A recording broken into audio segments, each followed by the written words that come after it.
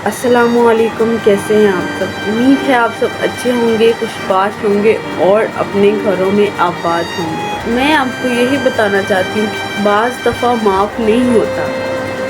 हम अक्सर बेशतर लोग कहते हैं कि माफ़ कर दिया करें, लेकिन माफ़ करना इतना आसान नहीं होता। बदला लेने का सबसे बड़ा तरीका यही है कि आप माफ़ कर दें, लेकिन बाज़ दफ़ा इंसान कुछ तकलीफ़ों को अपने दिल में रखना चाहता है, उनको सीने से लगाए रखना चाहता है। इंसान चाहता है कभी कभी कि कुछ दुख उसके सीने में धड़कन की तरह मौजूद हो। यानी एक शख्स जिसे आपने दिन रात चाहा होता है, उसको मिलने के लिए न जाने क्या क्या किया होता है, और वो जब आपके सामने होता है वो आपका नहीं होता, या आपके सामने होता है होकर भी किसी और का होता है। उसको मिलने के लिए न जाने, उसको पाने के लिए न जाने क्या क्या खोया होता है आपने।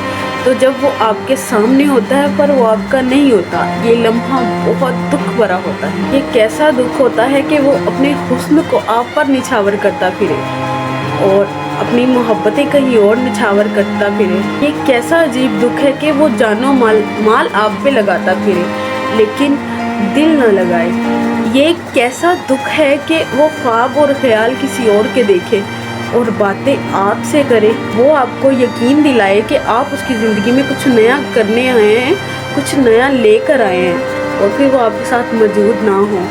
मुझे लगता है कुछ दुख बहुत दुख भरे होते हैं। कैसा अजीब दुख है कि कुछ दुख अपने अंदर ही सज़ा काट रहे होते हैं, कि वो अपने आप को सज़ा दे रहे होते हैं और माफ़ नहीं करते। दूसरे के बस में नहीं होता उसे माफ़ करना, उसके इख्तियार में नहीं होता उसे माफ़ करना, और बाज़ दफ़ा माफ़ नहीं होता।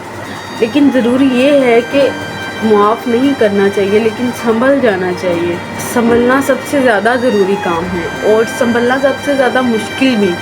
याद रखिए, इस दौरे नागवार में मरना कोई बड़ी बात नहीं, जीना कमाल है।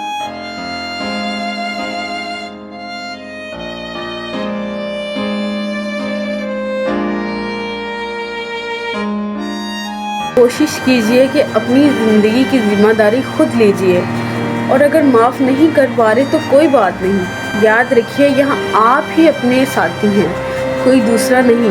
और अगर कोई आपका दूसरा साथी होगा भी तो उसका कोई ना कोई मतलब वाबस्ता होगा आपसे, वो सिर्फ मतलब निकालेगा आपसे। हो सकता है कि आप मेरी बात से इख्तलाफ करें, लेकिन जितनी जल्दी इस हकीकत को तस्लीम कर लेंगे, आपकी ज़िंदगी उतनी जल्दी ही आसान हो जाएगी।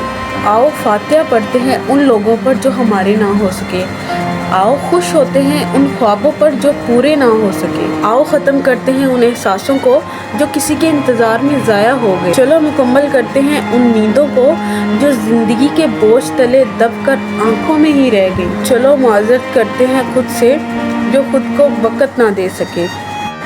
चलो इस बार फिर से उसे भूलने की कोशिश करते हैं। अगर आपको मेरी वीडियो पसंद आती है तो लाइक करें, शेयर करें and also subscribe to my channel. अच्छे अच्छे कमेंट किया करें और दुआओं में याद रखें। अपना और अपने प्यारों का ख्याल रखिए। मिलते हैं एक नई वीडियो के साथ, तब तक के लिए अल्लाह हाफिज़।